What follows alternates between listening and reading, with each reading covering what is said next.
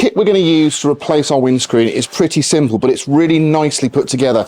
So it's from a company called VGS, who do the panoramic glass, they do the one-piece rear windows that we fitted, and it basically comprises of a really solid, heavy, I think that's probably double glazed glass. You can see the thickness of it there, look. So that's 2 pieces of glass bonded together, and that sits inside this aluminium frame. So this is done to the same specification as you would find in your vehicle already, or if you want to cut the aperture, this is a good template. You literally just put it over the top, and you can use the inside here just to do your cut. But that's just the simple piece that drops into the roof. The bonding kit that comes supplied with this is really top quality professional stuff.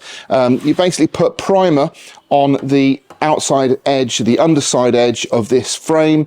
You put the primer on the bodywork of the vehicle as well, around your aperture, and I'll show you all this as I'm doing it, just to give you an idea. And then you bond it in. So you bond it in to the actual roof itself. You are definitely going to need a couple of clamps, at least 4 would be better. I've only got 2, but what I am going to do is I'm going to bond it, and then I'm going to put some weight on it to keep it pressed down on the roof, and you have to leave it for a couple of hours to cure.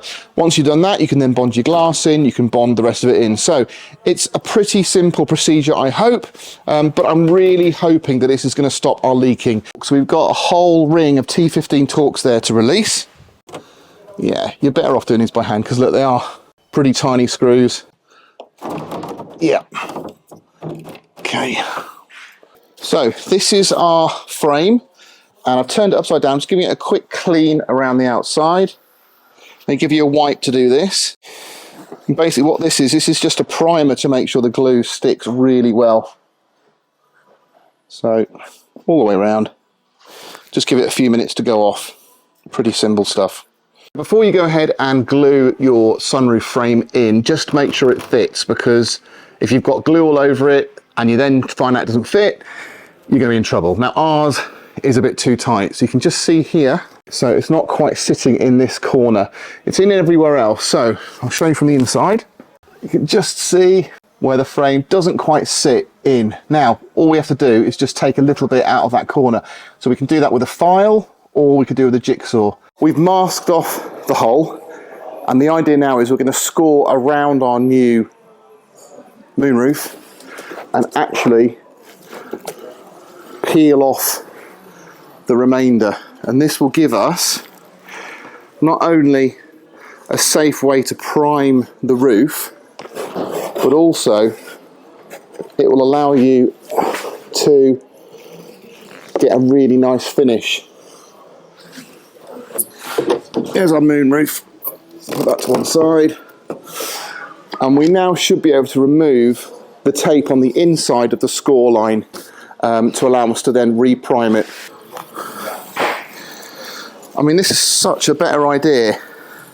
Now, that's not all. There is another little trick that I want to share with you guys that we were told by VGS. What we can do is we can put some little spacers of polystyrene in here just to lower our headliner a bit all the way around, which means that when we fit that trim, it's going to sit flush.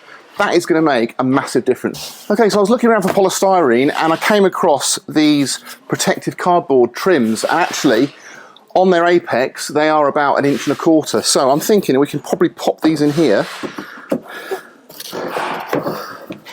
and you can just see we've now increased the gap perfectly to allow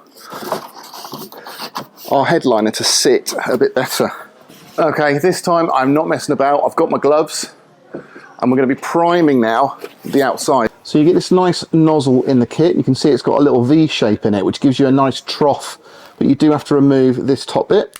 So we remove that, and that will just run now around there, and that'll give us a little peak on the glue.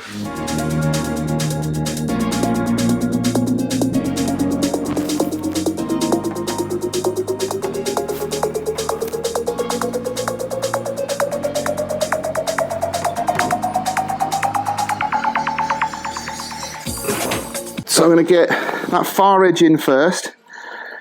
Okay. Then if you got it, can you take the weight? Lower it down slowly. Keep one edge in if you can. Hang on.